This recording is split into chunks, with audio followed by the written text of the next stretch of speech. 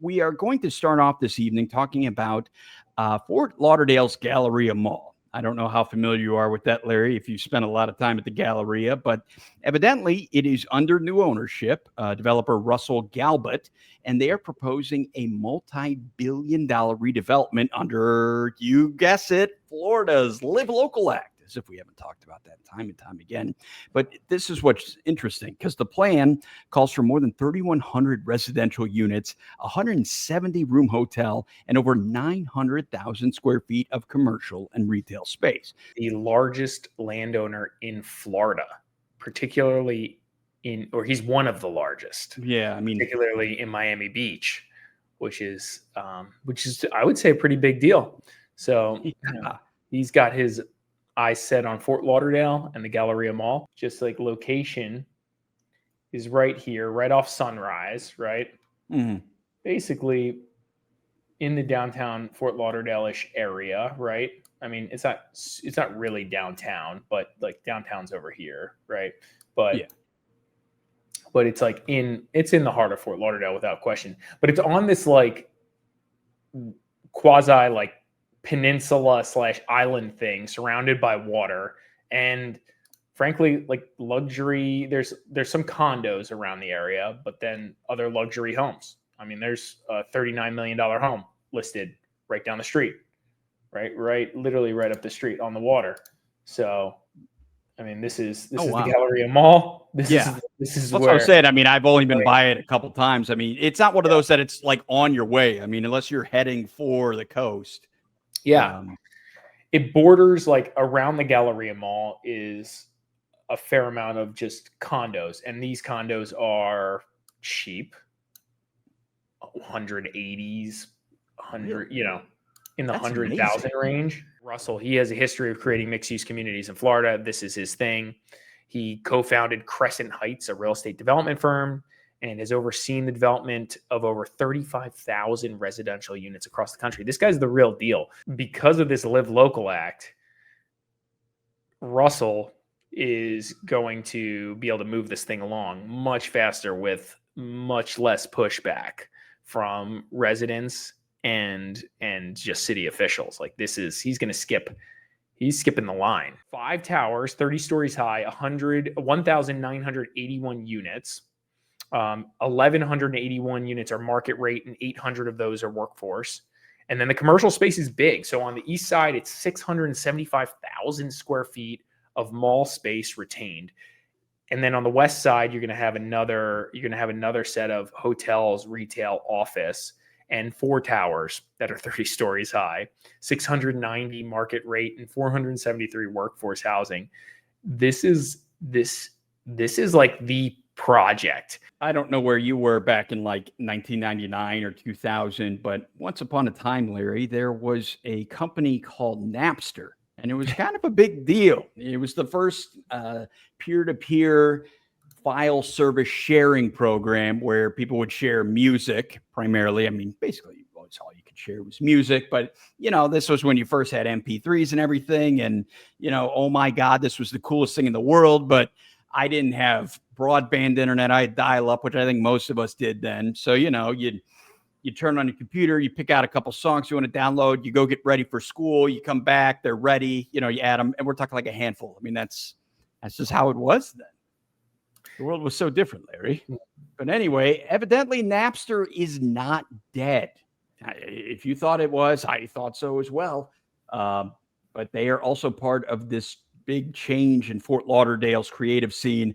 Napster Studios just revealed plans for the first phase of a massive film and production campus. Interesting choice.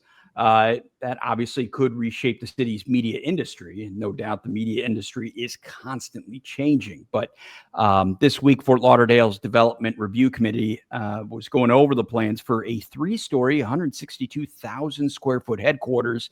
This is located at 1300 Northwest 31st Avenue. Part of a 60-acre master plan to convert the former Wingate Road municipal incinerator dump into this state-of-the-art studio complex. All right, there it is. Yeah, look at that. So there we go. Look at that. Napster, they are back, I think. Look at that. This And is this super. is, and in case there's any confusion, this really is the same Napster, or at least Boca Raton's Infinite Reality acquired the remnants of the original Napster. Now they've rebranded it as Napster Corporation. So, yeah. Wow. I didn't see that one coming. That was not on my 2025 bingo card. I thought this was super interesting when we were looking at this. I mean, there's a combination of things that are super interesting. One, Napster just still exists on some level, whatever. And then two, this redevelopment play is like, I mean, look at this space. This is like to redevelop a once, very industrial incineration facility. So it's just the incineration facility. It's not like a landfill too? It has, I think it has some landfill. Okay. I was like, man, that looks like on it. And now they've kind of covered it up. I was involved in that world as an engineer. Yeah. This is I could tell pretty quickly there was some methane systems in here, whatever. Long story short, they got some redevelopment to do, and they probably got to really work on this the ground in order to build whatever they're building. It's a public-private partnership. The project being developed by Fort Lauderdale Studio Initiative LLC and Infinite Reality in partnership with the city. Construction costs are fully covered by the developers while the city leases the land for $1 a year for 50 years, a strategic long-term investment in local growth. So they're basically, that's interesting, right? They get to build on this thing and they get to pay no property taxes, and they're just paying $1 a year for a lease for 50 years. How the hell did they pull that off? Right? Kind of interesting.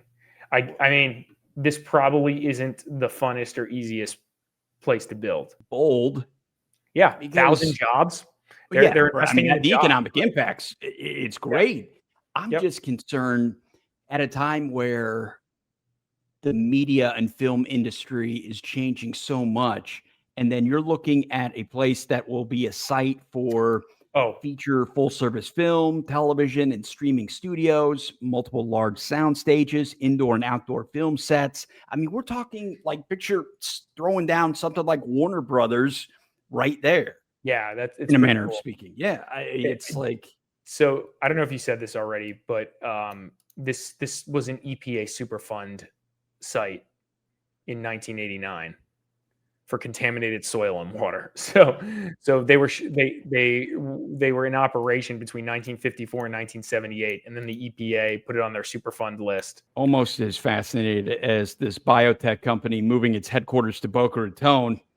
Apparently, it'll bring 100 new high-paying jobs with it as well. If you're familiar with the regenerative medicine company BioStem Technologies, they're considering relocating its international headquarters from Pompano Beach to Boca Raton. So it's not like they're moving that far, but the move would involve purchasing a 4-acre parcel and building a 52,000 square foot facility, which would be a major expansion that could mean serious economic growth in the area. They didn't even disclose this 4-acre parcel location either in Boca, which could be interesting. 4 acres in Boca. That's a commercial property. That's kind of hard to find. Right. Maybe that's what they're going to do with part of the government campus, Maybe government campus, maybe there's something, I don't know. That could be interesting. I'm thinking about a few spots. I don't think it'd be government campus to your point. No, I'm just kidding.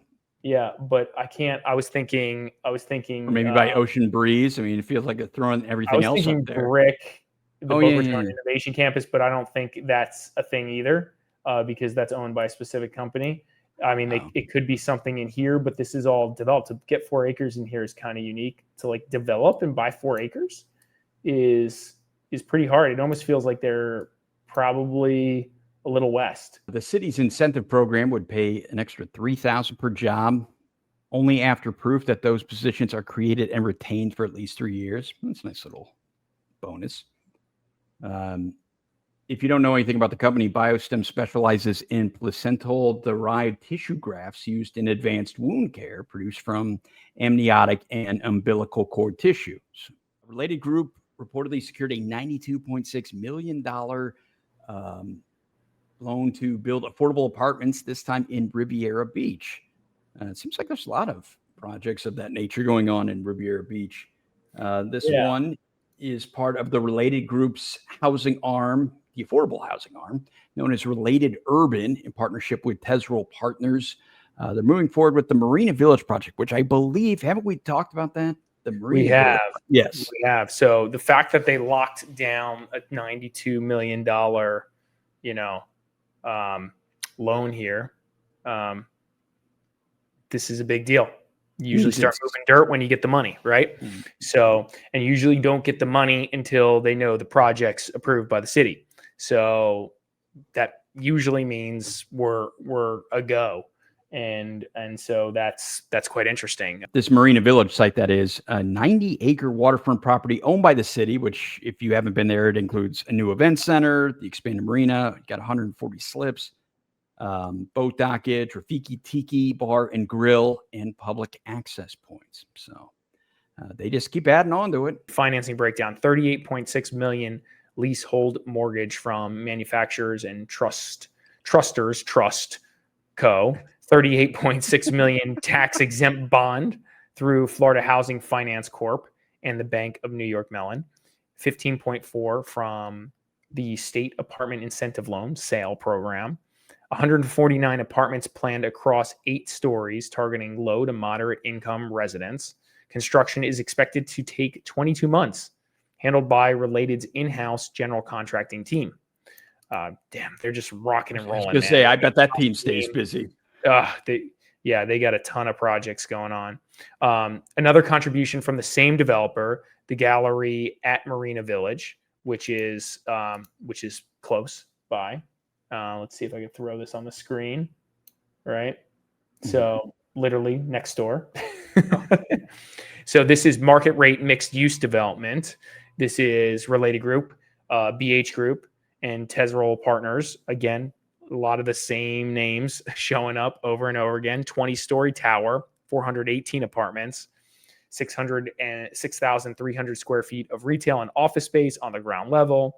And as we just mentioned, right across the street from this current project. All right, let's head a little bit south. We have a developer launching sales for downtown Hollywood condos. It's the Alta Developers launching sales for Gaia Residences, a high-rise that blends luxury, community, and healthy living all in one package. It's located off North Federal Highway. Gaia Residences, 18 stories, 238 units, ranging from studios to 3 bedrooms. Prices starting in the 400s, and units ranging from 564 to 1,300 square feet. These look great. 1 to 3 bedrooms, as you mentioned. Nice views. I'll show you where it is on the map so you can see, but you can see from here, like, the views are pretty good looking. This is gonna, I think this will do well. Again, this is good that we're not just building $3 million condos. We're actually building something that's, reasonable to a degree. Yeah. Everything's expensive down South Florida, but for South Florida, like, reasonable. Right. And the setup, people may actually live in them. Yeah, right. Exactly. This isn't like, oh, here you go. You can see it on the map. I don't even have to do the work. So that's the project site right there. And so you got this like park view, which is nice. Well, as we keep it moving here, this was an interesting report from Redfin that came out recently, talking about how 72% more condo sellers are out there than the buyers. This is nationally. In fact, 5 of the 10 oversupplied markets, the top 10, are right here in the Sunshine State. 3 of the 5 out of the 5 of the 10 are in our neck of the woods, like actually in our neck of Miami, Fort Lauderdale, West Palm Beach, which makes sense. Overall, most things have slowed down, and they have a machine that they're running, and they have to keep moving unless it's like catastrophic. They're going to keep going, right? They can't just stop working and stop building, and that's kind of the game. You speculate and you ride the highs and the lows. We consult with multiple developers who are looking to build 100 units on a parcel, whatever. And we kind of go through this with them, and it's hard to predict right now where where 2 years, 3 years from now prices will be. It's always been hard, but the trend right now feels neutral, if not down. And this next one ties into what we were just talking about with BioStem possibly moving to Palm Beach County. Apparently, Palm Beach County is turning into a bit of a medical powerhouse seemingly overnight because you have big name hospitals and specialty clinics naturally following the money, the patients, and the momentum. Coming out of the pandemic, a wave of out-of-state providers planted roots from Jupiter to Boca Raton, such as, think of like the Cleveland Clinic, NYU Langone Hospital for Special Surgery, Mass General Brigham, Northwell Health, goes on and on and on. They're building hospitals, specialty centers, and concierge practices to serve a fast-growing, well-insured population and to capture demand tied to philanthropy, research, and high-end care. Wow. Population growth, you need more services like this. You just need more health services, right? Combined with the wealth and health services, combined with the wealth and the population growth, it makes sense to have cool stuff, right? Because you have better access to elite specialties such as oncology, orthopedics, cardiac, neuro, and advanced imaging. Those are all good. Reduced medical flight to Miami or out of state. That's also good. Strong talent magnet for high-skill healthcare jobs and supporting industries. Universities that have medical school systems down here where you can just interchange, like FAU Medical, like you can, you probably have people doing their residencies here or studying here or whatever, and staying in South Florida, which again is kind of the goal, right? Keep the talent here. This is cool.